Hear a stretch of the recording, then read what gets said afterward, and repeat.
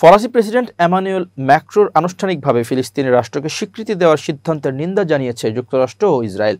মার্কিন পররাষ্ট্রমন্ত্রী macro Rubio ফ্রান্সের এই পদক্ষেপকে ৭ অক্টোবরের হামলার শিকারদের মুখে চাপাঢাকাত বলে অভিহিত করেছেন। অন্যদিকে ইসরায়েলি প্রধানমন্ত্রী বেনিয়ামিন নেতানিয়াহু বলেছেন, ফিলিস্তিনি রাষ্ট্রের স্বীকৃতি সন্ত্রাসকে পুরস্কৃত করা এবং ইসরায়েলের অস্তিত্বের জন্য হুমকি। বুধবার ২৪ জুলাই রাতে ফরাসি প্রেসিডেন্ট এমানুয়েল ম্যাক্রো বলেন, প্যারিস জাতিসংঘের সাধারণ পরিষদে সেপ্টেম্বরের অধিবেশনে আনুষ্ঠানিকভাবে ফিলিস্তিন রাষ্ট্রকে স্বীকৃতি দেবে।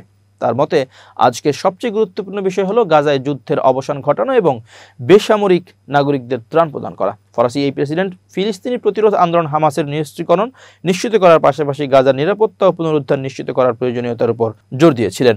ম্যাক্রো বলেন, অবশেষে আমাদের ফিলিস্তিন রাষ্ট্র গড়ে তুলতে হবে। হামাসকে নিশ্চিতকরণ ও ইসরায়েলকে সম্পূর্ণরূপে স্বীকৃতি দিয়ে এর কার্যকারিতা নিশ্চিত করতে হবে। এর আগে গত ৯ এপ্রিল ম্যাক্রো ঘোষণা করেন, ফ্রান্স জুন মাসে ফিলিস্তিন রাষ্ট্রকে স্বীকৃতি দিতে পারে। প্রতিক্রিয়া যুক্তরাষ্ট্র বলল, ম্যাক্রোর এই পদক্ষেপের বিরোধিতা করে মার্কিন পররাষ্ট্রমন্ত্রী মার্কো রুবিও এটিকে একটি বেপরোয়া সিদ্ধান্ত, যা কেবল হামাসের প্রচারণার জন্য বলে অভিহিত করেছেন। সামাজিক যোগাযোগ মাধ্যম এক্সে রুবিও লেখেন, যুক্তরাষ্ট্র এমানুয়েল ম্যাক্রোর জাতিসংঘের সাধারণ অধিবেশনে ফিলিস্তিনি রাষ্ট্রকে স্বীকৃতি দেওয়ার পরিকল্পনাকে দৃঢ়ভাবে প্রত্যাখ্যান করে।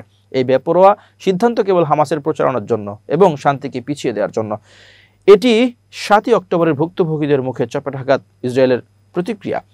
ম্যাক্রোর এই ঘোষণার ইসরায়েলি প্রধানমন্ত্রী বেনিয়ামিন নেতানিয়াহু ক্ষোভ প্রকাশ করে বলেন, এই পদক্ষেপ গাজা যেমন হয়ে উঠছে তেমনি আরেকটি ইরানি প্রক্সি তৈরির ঝুঁকি, যা ইসরায়েলকে ধ্বংস করার জন্য একটি লঞ্চ প্যাড হবে, এর পাশে শান্তিতে বসবাস করার জন্য নয়।